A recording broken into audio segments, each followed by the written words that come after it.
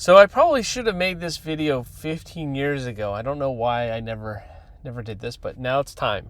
I actually had a client reach out to me and said, I want to rank, what would it take to rank number one for this term or this term? And I was like, oh gosh, I need to explain how this works, because it's not like an outdated concept, but it's kind of an outdated ask in a way. People used to ask this a lot, and it's kind of gone away.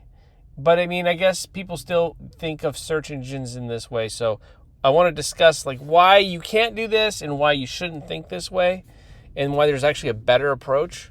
So the first thing I like to talk about is, that keyword you have in mind that you want to rank for, does it even get any traffic? Because sometimes business owners have this idea wow, if I rank for that word, I'm set, I'm gold.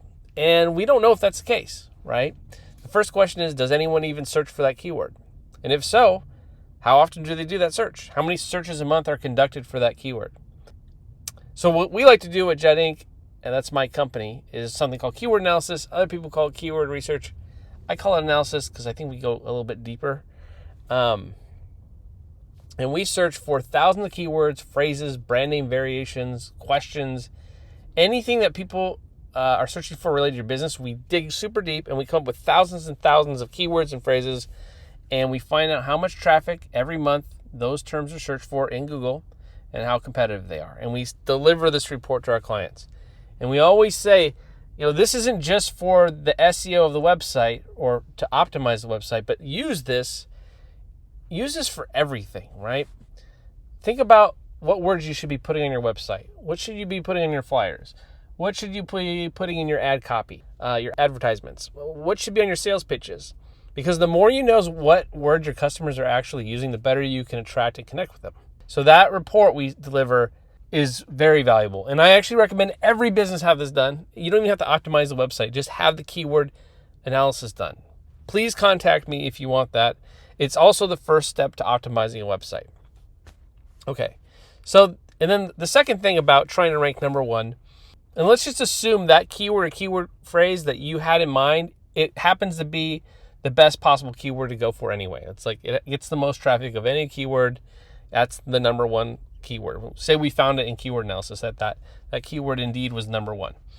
The first problem you're going to run into is that no website holds on to a number one ranking unless it's their brand name, okay? Holding on to a number one keyword ranking in Google is like holding on to a bucking bronco.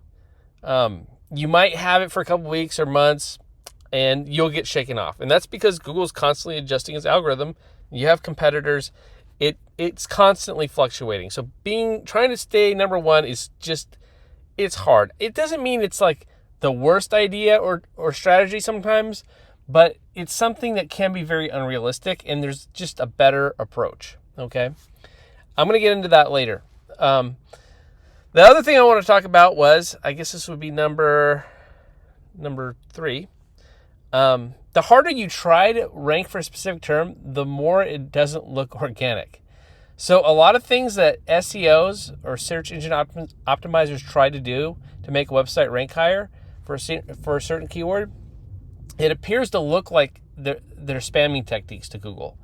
And they have ways to detect this behavior, and they'll penalize websites that engage in web spam. So sometimes when you try really hard, your hardest to rank number one for a keyword, they're like, they're spamming us, or we know this isn't organic. Actually, this is someone trying to rank high, and they'll either kick you out, or it will actually, the algorithm can detect it, and you'll never get there. So sometimes that's why the focus on the number one keyword idea, it just doesn't really help you in the end. Okay, the final thing I want to talk about is what's the better way to do all this, right? And there's a holistic approach you can take. You can get all kinds of traffic from Google for all kinds of keywords and phrases. So you can get tons of traffic for many keywords, phrases, questions, brand names, models, colors, people, you name it. Once you understand that traffic can come to any page on your site, you'll understand that you can multiply your efforts instead of just focusing on one keyword.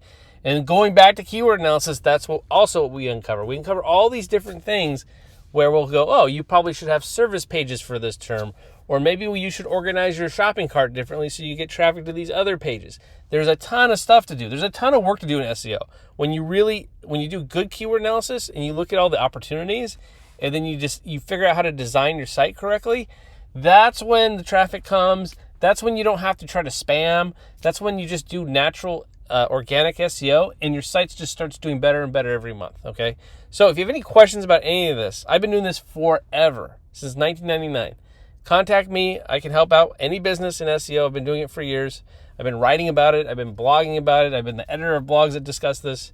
I'll let you know what you need to do to get ahead, okay? And I always believe that search engine optimization and content marketing, it's usually the best return on investment.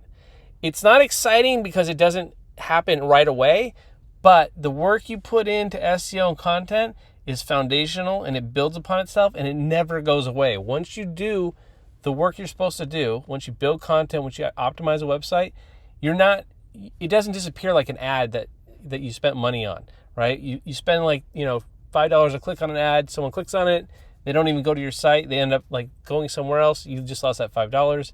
This stuff sticks. The work that gets done, people will keep coming back to sites for day after day, year after year, new people every month, and you'll see your traffic grow. So it's one of the best ways to actually market a site or a business these days is to work on your SEO and work on your content. It doesn't have to go on forever. It can be a one-time thing. So yeah, let me know if you have any questions.